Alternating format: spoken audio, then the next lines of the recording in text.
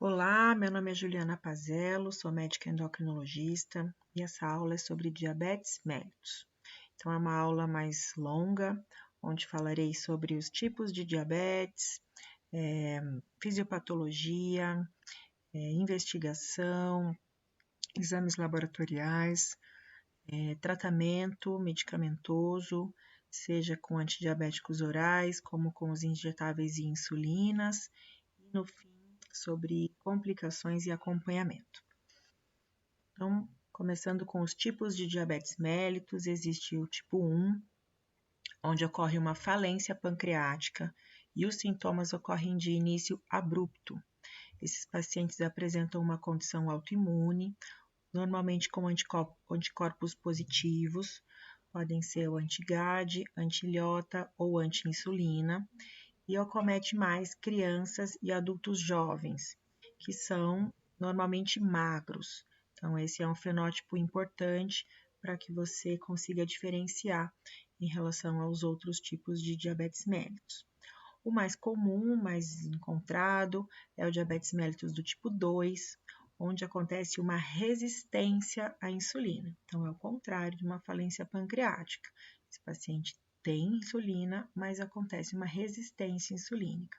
Os pacientes têm histórico familiar positivo de diabetes, né? Mãe, pai, irmãos, avós, e normalmente tem acima de 40 anos e obesidade. Então, é a obesidade, o aumento da circunferência abdominal que causa a resistência à insulina. Também existe o diabetes gestacional, que é quando o diagnóstico é feito durante a gestação, normalmente entre 20 e 24 semanas, devido à resistência da placenta, né?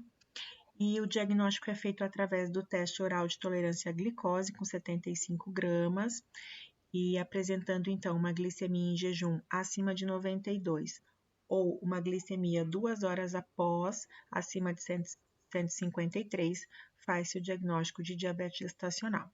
Apresentam alto risco de diabetes tipo 2 após a gestação, essas mulheres diagnosticadas nesse momento. Se a mulher apresenta uma glicemia em jejum alterada antes das 20 semanas de gestação, normalmente ela tem um diabetes tipo 2 anterior, né? Mas ele vai ser chamado de diabetes gestacional porque foi diagnosticado na gestação. Mas ela já tinha provavelmente o diabetes anterior e depois dessa gestação o risco é ainda maior dela ter o descontrole dessas glicemias. Outros tipos de diabetes, tipos mais específicos, são diabetes neonatal, que é da parte da endocrinopediatria, o MOD, que é onde ocorrem mutações genéticas, acometem 2 ou 3 gerações de famílias. O início é antes dos 25 anos, mas o fenótipo é muito parecido com o do diabetes tipo 2. Então, é como se fosse um diabetes tipo 2 que acontece mais cedo, antes dos 40 anos de idade. Existem vários subtipos genéticos, o mais comum é o 3, e o tratamento vai ser normalmente mais fácil através da dieta e o uso de antidiabéticos orais. Outro tipo específico é o LADA, que nós vemos muitas vezes também sendo tratado incorretamente. O LADA é o diabetes autoimune latente do adulto. Então, acontece uma falência pancreática, mas não tão cedo, não na criança e no adolescente, mas no adulto ou mesmo no idoso.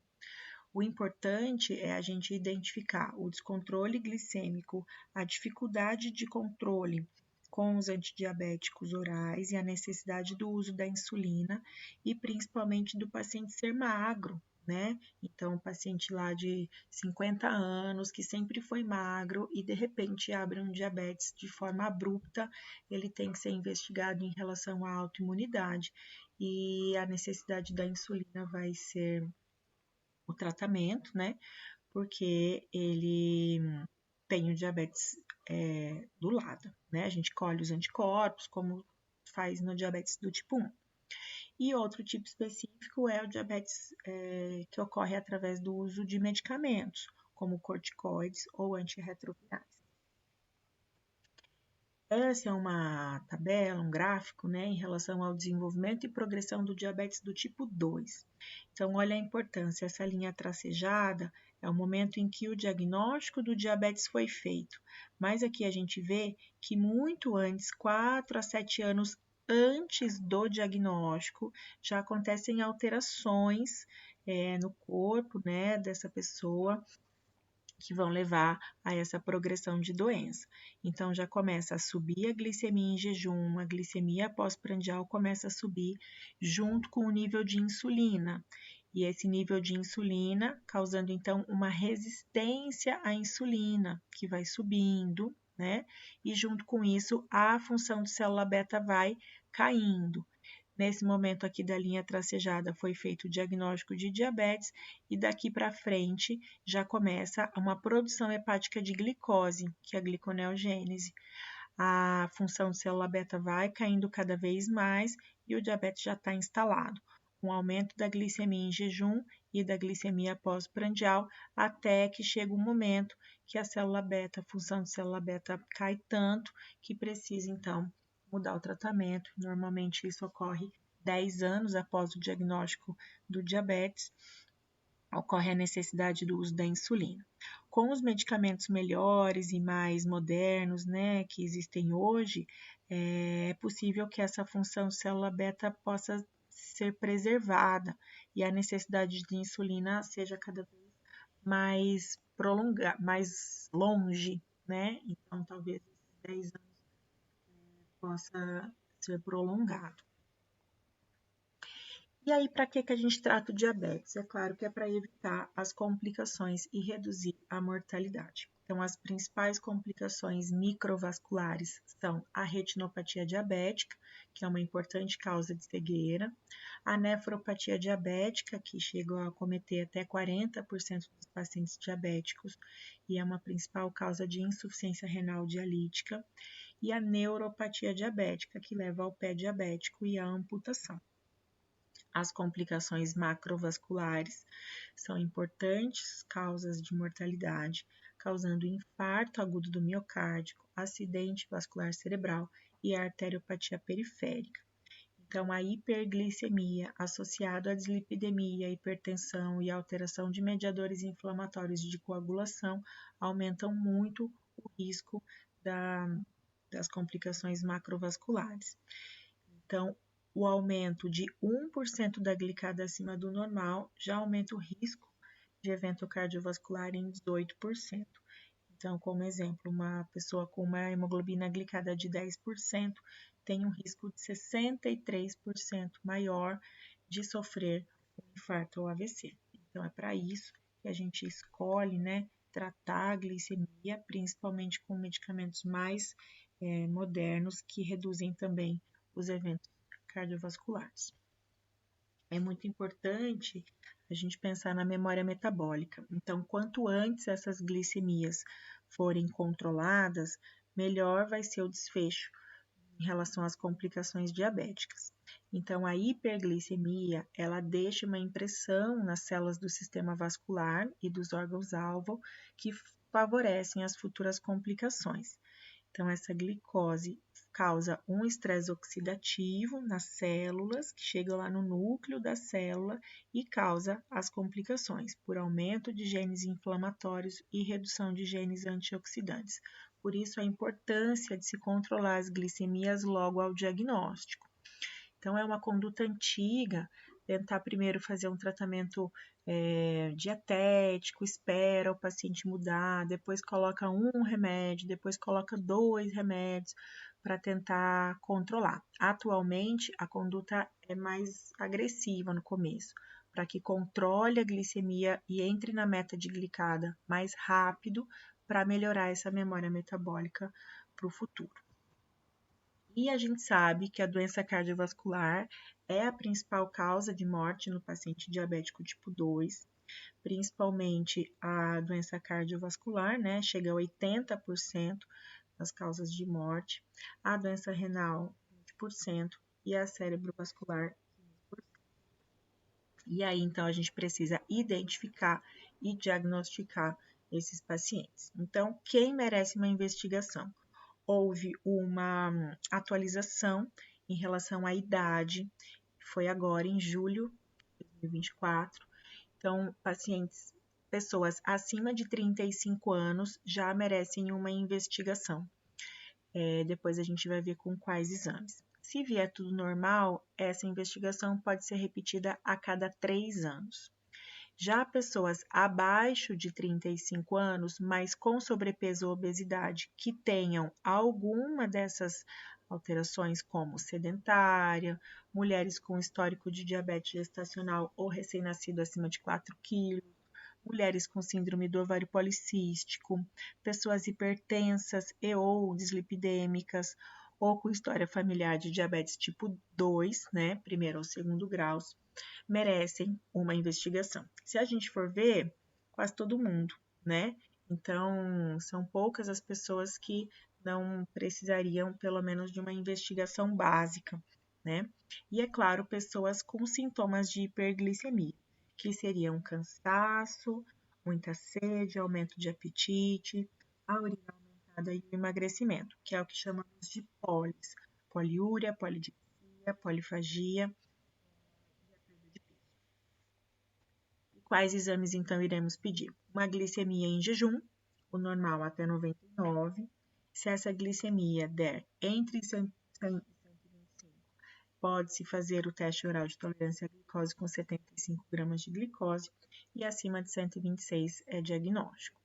O exame de hemoglobina glicada, também importante um lipidograma, uma creatinina sérica para fazer cálculo de taxa de filtração glomerular e avaliar a filtração dos rins. E eu gosto sempre de pedir também, tá no consenso, a TGP por causa da função hepática. Se houver uma suspeita de diabetes tipo 1, então paciente abaixo dos 40 anos, que sempre foi magro, que tem o início dos sintomas abrupto, né, das polis, é importante fazer a dosagem dos anticorpos. O mais comumente positivo é o anti-GAD, e também do peptídeo C, que é a substância liberada junto com a insulina endógena. Então, normalmente o peptídeo C está baixo, e assim conseguimos fazer o diagnóstico do diabetes. Então, o diagnóstico laboratorial vai ser feito com uma hemoglobina glicada maior ou igual a 6,5%, uma glicemia em jejum maior ou igual a 126, a glicemia 2 horas após a sobrecarga com 75 gramas de glicose acima maior ou igual a 200, ou uma glicemia ao acaso, também maior ou igual a 200. Esses exames têm que ser sempre confirmados. Então, precisamos de 2 exames acima do normal para fazer o diagnóstico. Então, uma glicada e um jejum, se estiverem acima, já faz o diagnóstico de DM2. A glicemia ao acaso, ela é sérica, né? Não é uma glicemia realizada na glicemia capilar, ela tem que ser sérica. E ela pode fazer o diagnóstico se tiver acompanhada dos sintomas clássicos de hiperglicemia. Então, poliúria, polidipsia, perda de peso, pode fazer já o diagnóstico de diabetes mellitus. Critérios também para pessoas com pré-diabetes ou risco aumentado de diabetes. Então, aqueles que têm uma glicemia em jejum de 100 a 125, ou aqueles com uma sobrecarga, um valor de glicemia entre 140 e 199, ou aqueles com uma glicada entre 5,7% até 6,4%, são diagnosticados com pré-diabetes. E eles apresentam um risco aumentado de diabetes, merecem um tratamento, seja mudança de hábitos de vida ou até mesmo um medicamento, se tiver alguma outra condição associada, como obesidade, síndrome de ovário policístico, dislipidemia, tudo isso. E aí, depois que a gente faz o diagnóstico, é importante traçar uma meta de tratamento, pelo menos para esse momento inicial. As metas, elas podem ser definidas de acordo com o próprio paciente, né? Então, pacientes que são rígidos, que não têm nenhuma outra condição debilitante. A meta terapêutica é que a hemoglobina glicada fique em torno de 7% nos adultos, mas aqueles idosos que dependem, com estado de saúde mais dependente, podem manter a hemoglobina glicada um pouco mais alta, dependendo dessas comorbidades. Então, em relação à idade, doença cardiovascular, presença ou não de complicações, se o idoso tem episódios de hipoglicemia não percebido, ele pode ter uma glicada mais alta, porque mantê-lo com uma glicada mais baixa não traria benefício em relação à qualidade de vida.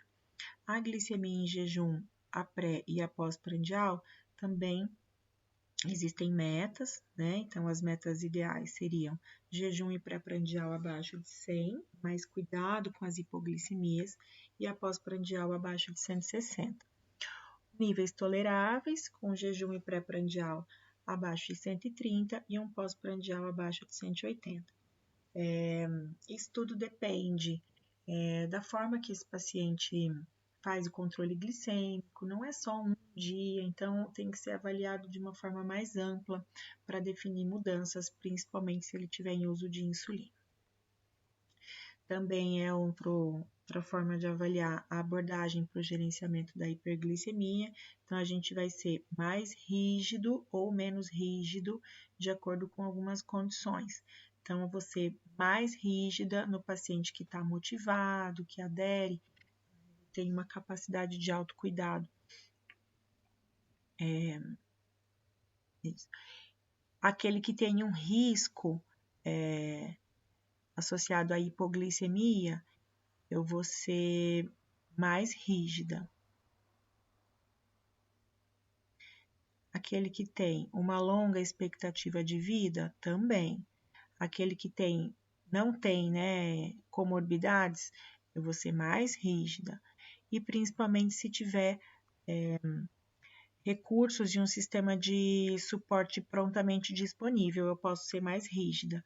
Mas aqueles que não têm muito sistema de suporte, a gente vai ser menos rígido, para que não cause mais complicações para a vida desse paciente. Então, em relação ao tratamento do diabetes tipo 2, a principal impasse que a gente tem, dificuldade, é a não adesão ao tratamento, principalmente por questões financeiras, né? Medicamentos chegaram, medicamentos bons, infelizmente ainda caros para a maioria da população, cultura e crenças em relação à alimentação, então muitos deles não acreditam que o adoçante seja melhor que o açúcar, que as frutas são naturais, então pode-se comer o tanto que quiser, a falta de conhecimento e informação, então a não adesão é o nosso maior fator que dificulta o tratamento. E aí, então, esse é o algoritmo, né, de tratamento. Existem várias possibilidades, eu gostaria de mostrar isso para vocês. Então, a gente vai começar o tratamento de acordo com as condições do paciente. Então, aqui já no começo, já fala que a gente começa com a monoterapia, mas primeiro eu gosto de falar sempre com a mudança do estilo de vida, né? Então, a mudança do estilo de vida, principalmente para esse paciente parar de comer doce e usar açúcar, principalmente cuidado com as bebidas açucaradas. Eu falo bastante sobre o uso dos refrigerantes normais, os energéticos, a bebida alcoólica, os sucos. Isso tudo dificulta muito o controle da glicemia, porque o índice glicêmico desses alimentos é muito alto e faz uma hiperglicemia muito rápida. Então, a principal recomendação é essa. Também consta a mudança do hábito de vida em relação a combater o tabagismo, né? Como é uma doença que aumenta muito o risco cardiovascular, quando associada ao tabagismo, isso aumenta exponencialmente. Essa questão do açúcar, existem várias opções dos adoçantes, né? O doce diet, cuidado, porque ele tem muita gordura, apesar de não ter açúcar. E sempre recomendação de fazer atividade física, uma caminhada que seja 30 minutos, 2 a 3 vezes por semana, se for possível uma atividade física resistida, né, um treino de força, musculação é também muito bom, até talvez melhor.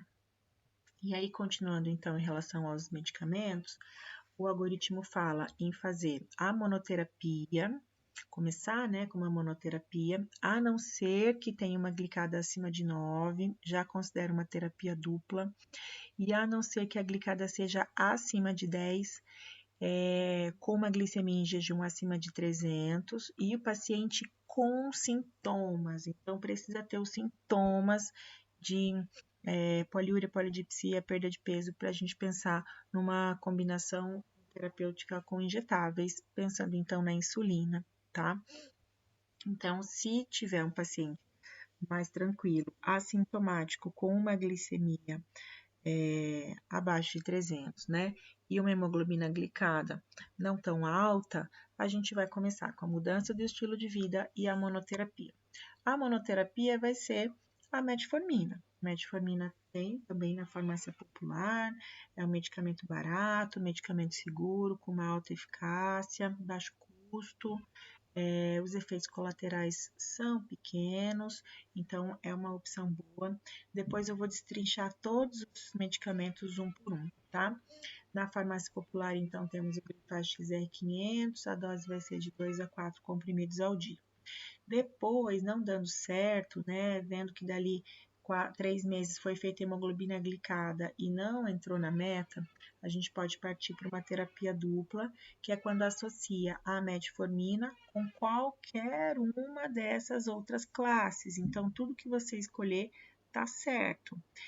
A gente vai escolher a classe que mais se enquadra no perfil do paciente e também na possibilidade financeira do paciente. Pelo SUS, está disponível a classe das sulfanilureias, o medicamento chamado gliclazida. Uma gliclazida de 30 mg está disponível e a dose vai ser de 2 a 4 comprimidos ao dia. A mesma coisa, depois de 3 meses faz novamente a hemoglobina glicada, vê o que o paciente aderiu em relação às mudanças do estilo de vida, se está usando os medicamentos corretamente, na quantidade correta. Caso não tenha atingido, você pode partir para uma terapia tripla, que associa a metformina, gliclazida e mais um antidiabético, que pode ser qualquer um desses, tá? E aí, depois, se não controlar, vai partir para a terapia dos injetáveis, que seria aqui a insulina. Esse é um outro algoritmo de controle glicêmico que mostra certinho, né, em relação à glicada daí. Então, sempre a terapia de estilo de vida, em relação à glicada. Se a glicada for maior que 6,5, mas menor que 7,5, pode entrar com a monoterapia, é o que a gente já tinha visto ali. Se tiver acima de 7,5, já pode começar uma terapia dupla, sempre associando a metformina com algum outro antidiabético. Não dando certo, parte para a terapia tripla, que é a metformina, aquele outro antidiabético e mais um.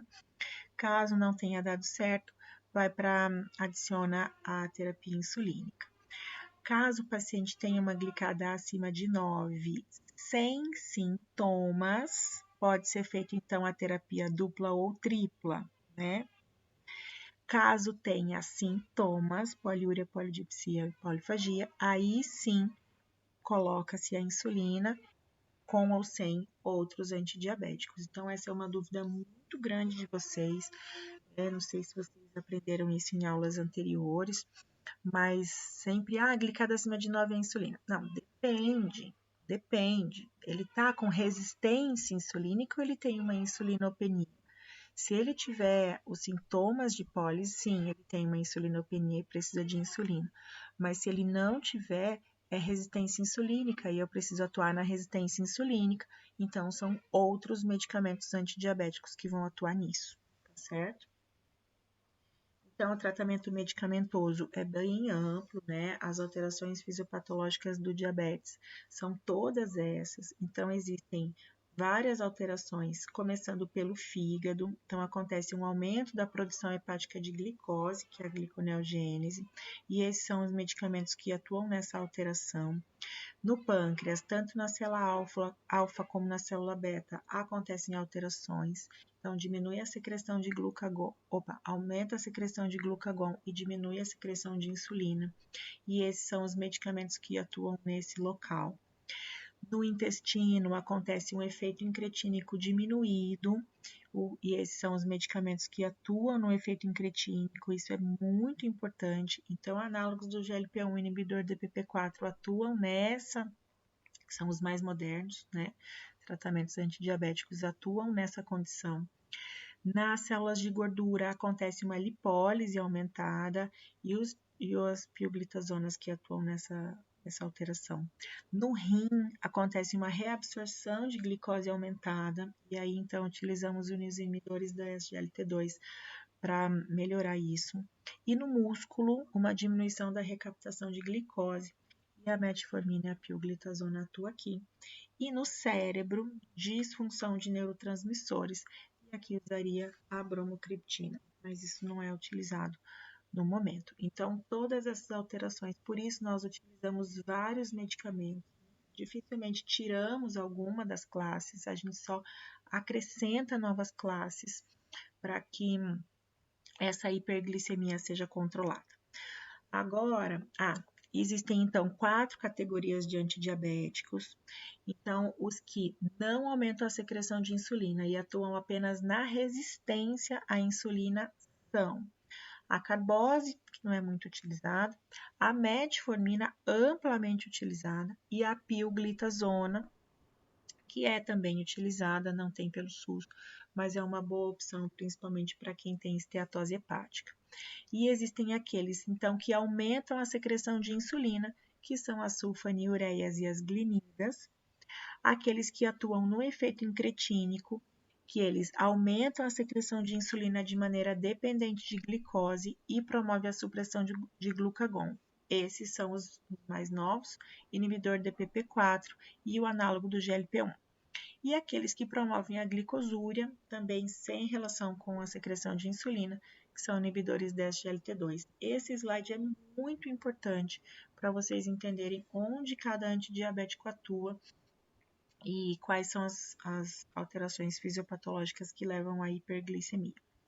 Agora sim, um por um, todos os slides mostrando doses e benefícios de cada um dos antidiabéticos. Começando com a metformina, ela reduz a gliconeogênese e aumenta a sensibilidade à insulina. Tem uma potência de reduzir 1,5% a 2% da glicada. É importante na ação da modulação da disfunção endotelial, por isso reduz risco cardíaco.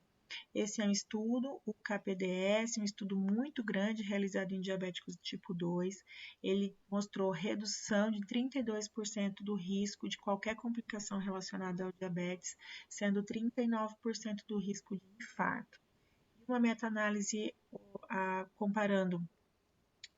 analisando 40 estudos que comparavam o uso da metformina com outro antidiabético oral ou com placebo, mostrou que a metformina reduz 26% o risco relativo de mortalidade cardiovascular. Então, a metformina, sempre que possível, ela sempre fica no tratamento. A dose vai de 1 a 2,5 gramas ao dia, que pode ser dividida em 1 a 3 vezes ao dia. Pacientes com insuficiência renal precisam de ajuste de dose, então, através do cálculo do clearance de creatinina, nós reduzimos a dose se necessário. Então, pacientes com 60 a 45 ml por minuto de clearance devem ter a dose reduzida para 1 grama a 1,5 grama. Aqueles de 45 a 30, 500 miligramas a 1 grama. E aqueles com clearance de creatinina abaixo de 30 não devem usar a metformina, ela tem que ser suspensa. Então, a metformina está contraindicada em pacientes com insuficiência renal crônica, aqueles com falência hepática, insuficiência cardíaca congestiva grave e nos pacientes com fase aguda de infarto, pelo risco de acidose lática. Também deve ser suspensa 3 dias antes de exames com contraste, isso é importante. Os efeitos colaterais mais comuns são sintomas gastrointestinais. Então, pode ter náusea, diarreia, principalmente, e isso é bem contornado com o uso da formulação XR. Então, o Glifaz XR, ele é gratuito na farmácia popular e ela causa muito menos sintomas gastrointestinais. Tem pacientes que, mesmo com a formulação XR, têm sintomas gastrointestinais. E aí a gente tem que suspender, infelizmente, não usar o medicamento. O segundo são as sulfonilureias. Eles aumentam a secreção de insulina basal e estimulada através da ligação ao canal de cálcio ATP dependente no pâncreas. Tem uma capacidade de redução de 1,5% a 2% da hemoglobina glicada.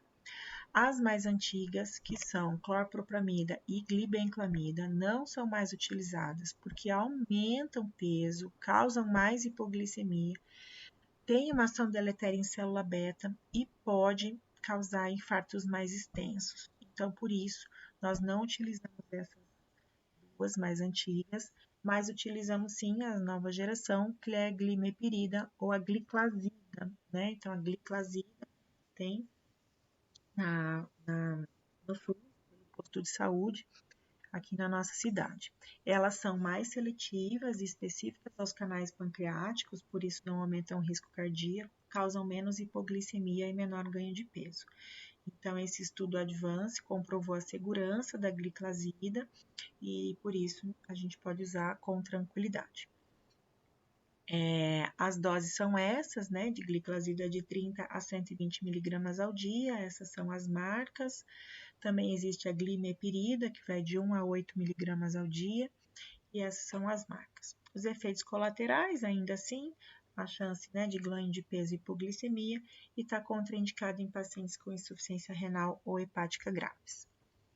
A próxima classe é a classe das pioglitazonas. A pioglitazona aumenta a sensibilidade à insulina no músculo, fígado e gordura e por isso reduz a resistência insulínica.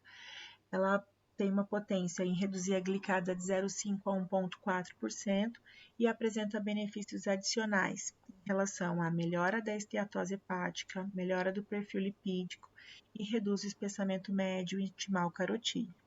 Efeitos colaterais possíveis: edema, ganho de peso, insuficiência cardíaca, fratura de antebraço em mulheres menopausadas.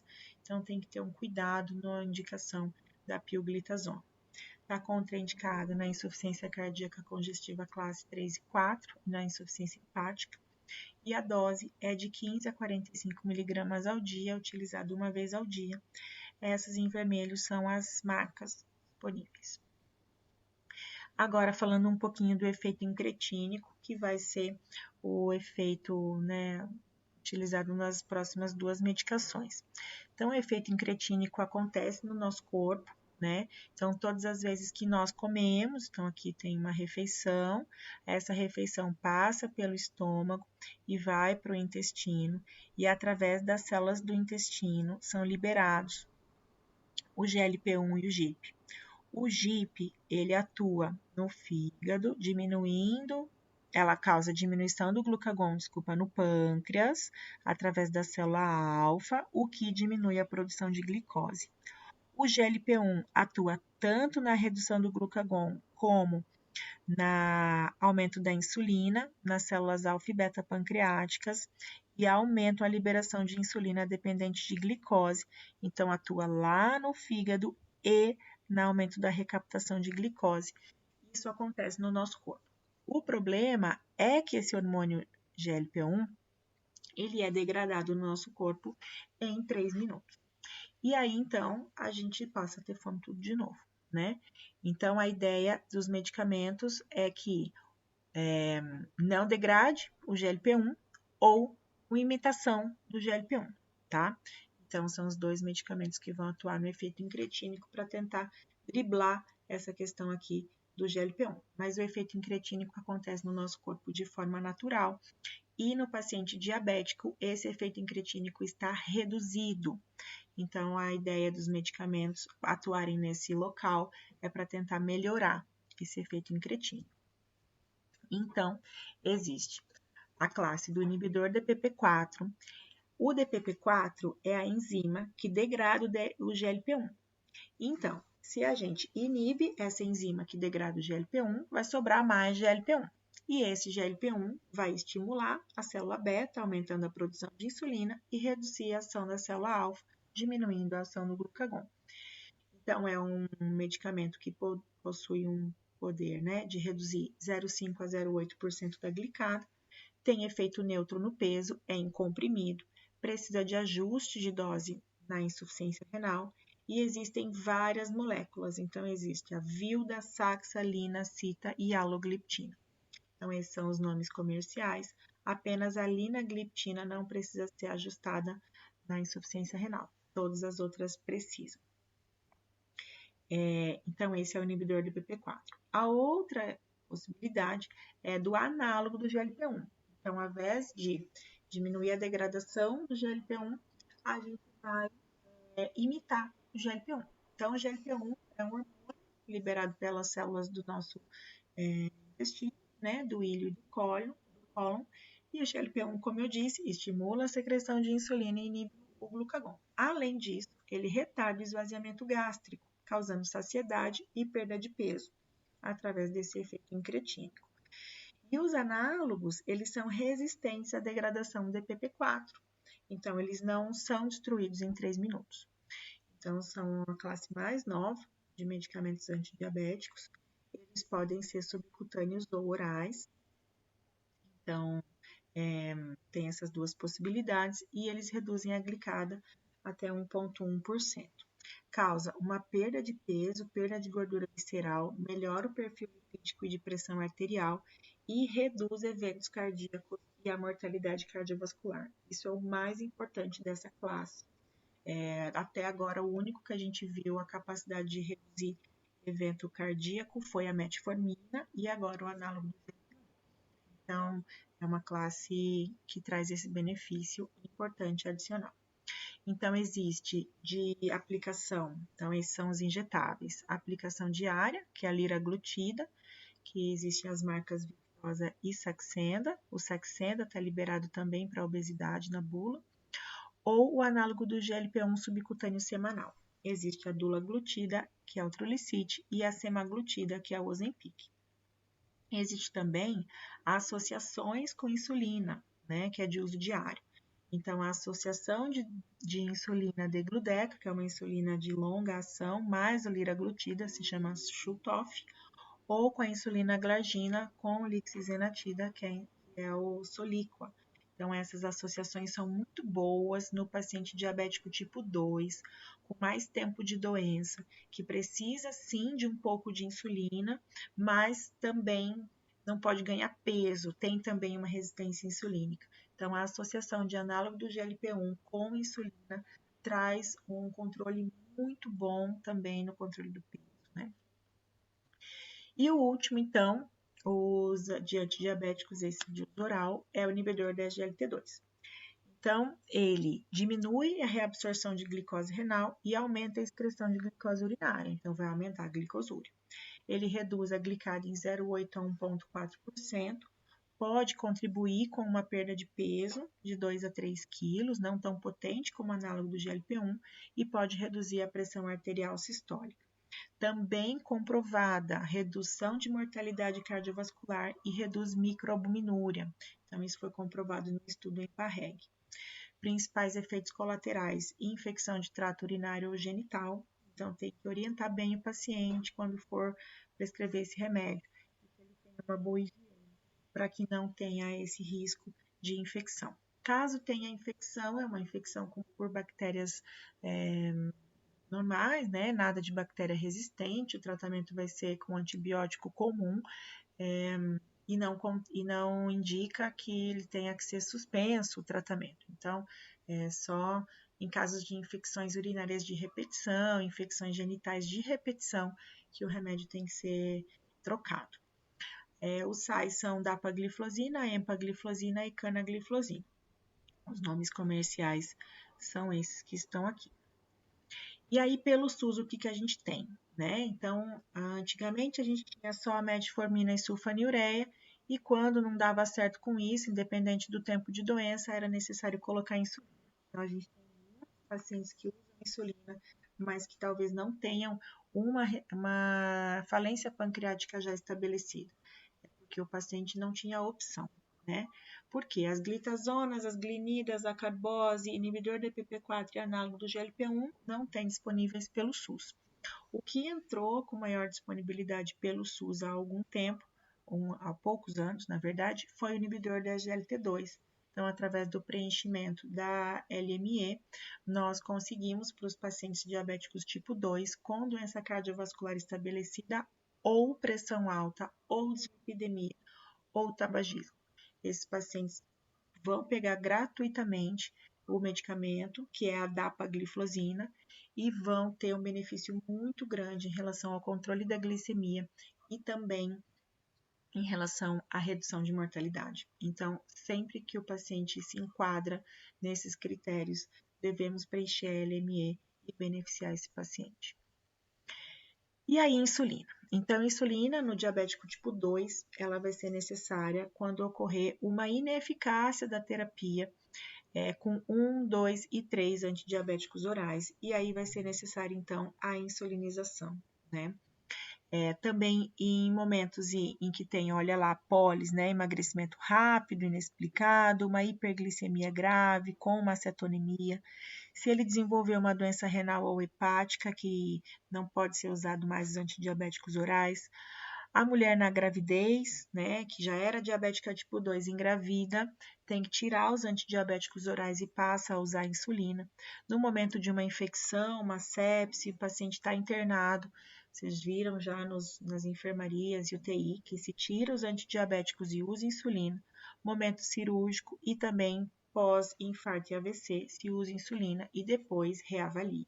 Então, muito mais importante do que saber colocar a insulina é saber tirar, saber se o paciente precisa manter essa insulina por mais tempo, tá? E aí existem vários tipos, né, de insulina. Esses são os gráficos aqui do tempo de ação de cada insulina. Então, existem insulinas mais rápidas, né, as ditas ultra rápidas, que são lisproasparte e glulizina. A de ação intermediária, também chamada de rápida, mas não é ultra rápida, que é a regular. Depois essa sim é a intermediária, que é a NPH, a Detemir e a glargina, que é a ultralenta. Existe também a insulina degludeca, que não está nesse gráfico, que é a de maior tempo, ela chega a mais de 24 horas de ação. Tem aqui uma tabela com todos os tempos, né? Início de ação, pico de ação e a duração do efeito terapêutico.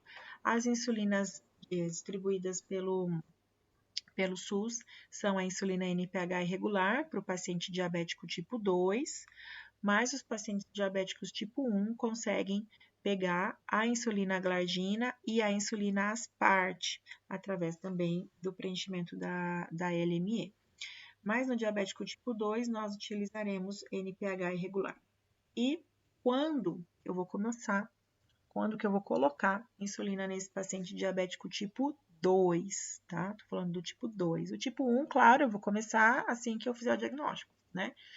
Mas no tipo 2, depende. Então, ela pode ser utilizada como terapia inicial naquele paciente com poliúria, polidipsia, emagrecimento e glicada acima de 10.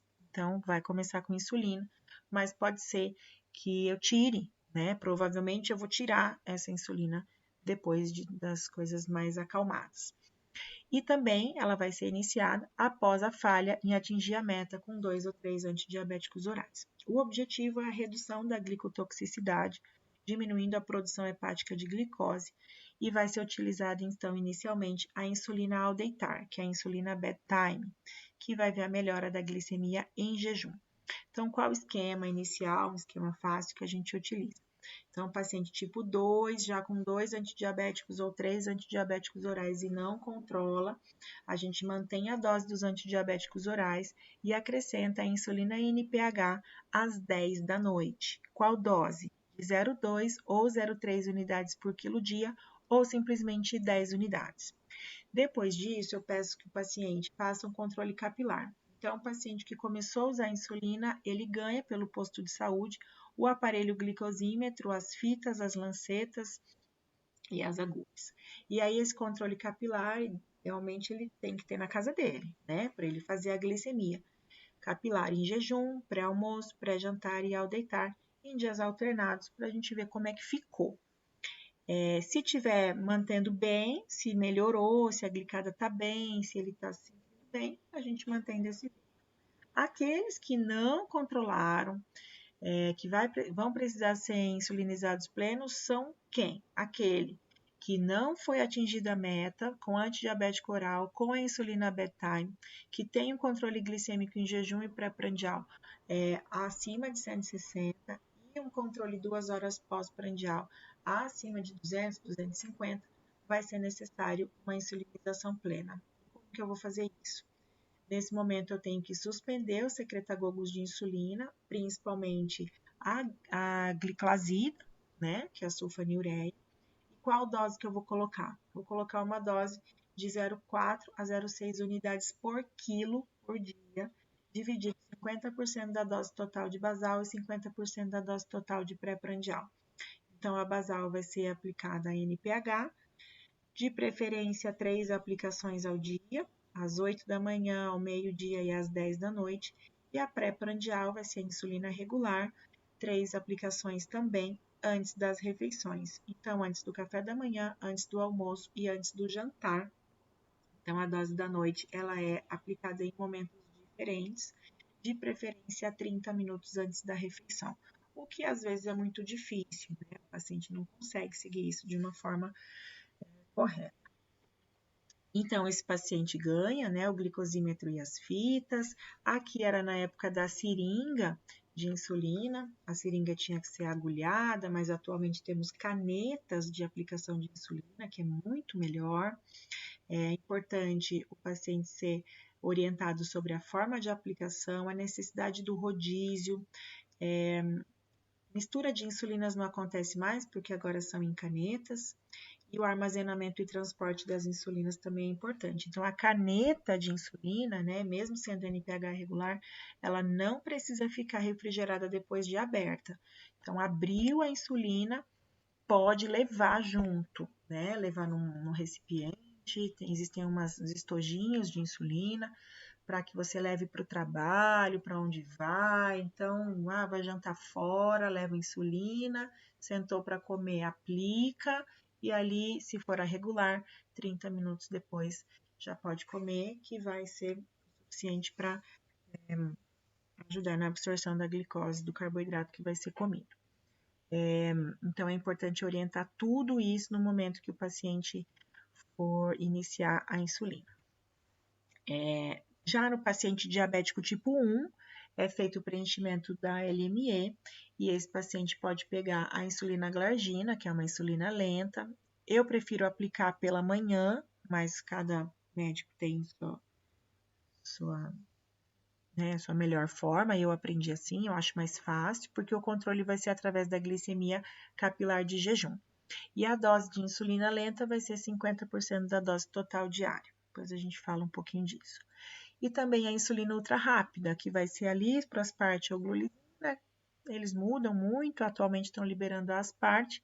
Vai ser aplicada pré-refeições, de preferência 15 minutos antes de comer. A outros 50% da dose total diária. O ideal é que o paciente faça a contagem de carboidratos, mas isso é mais complexo, muitas vezes. Às vezes eu coloco tabela de correção ou mesmo dose fixa. E o controle, para ver se a dose está correta, vai ser através da glicemia capilar 2 horas após a refeição. Então, o paciente em uso de insulina precisa esse controle, né, da glicemia capilar, ele precisa anotar, precisa medir, porque senão a gente perde completamente a forma de avaliação. O ajuste de dose, normalmente eu peço um retorno 1 mês, depois da consulta, para ele trazer o controle glicêmico capilar.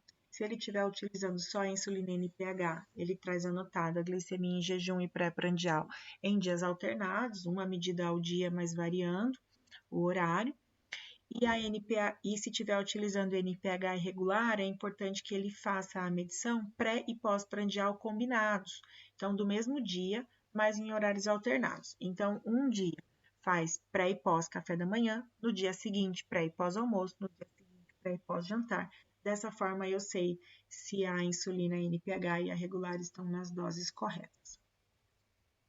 Existem outras formas de avaliação de glicemia, né? Infelizmente, pelo SUS, isso não tem gratuito, mas existem os sensores, que a gente consegue ver em gráficos mais completos e definir doses mais assertivas. Aqui, a gente vai da forma que dá, né? E o que o paciente traz de informação. Se ele mente, aí fica mais difícil ainda. E o acompanhamento, então, para todos os pacientes diabéticos em relação ao controle da doença a cada 3 meses, pedindo a glicose em jejum e a pós-prandial e a hemoglobina glicada. Em relação ao controle da função renal, a cada 6 meses, a dosagem da creatinina sérica, para fazer o cálculo do clearance pela forma CKD-EPI.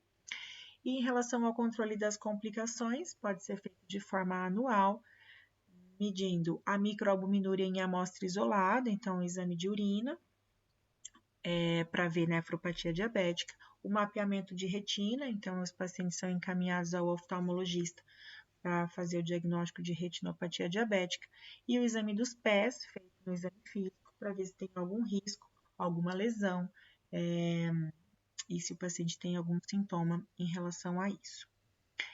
É isso, como eu disse, uma aula bem longa, né? Essa foi a bibliografia, então utilizei a diretriz da Sociedade Brasileira de Diabetes, que já foi modificada para 2024. Esse é o site, esse é o meu e-mail. O que vocês tiverem de dúvida, eu estou à disposição.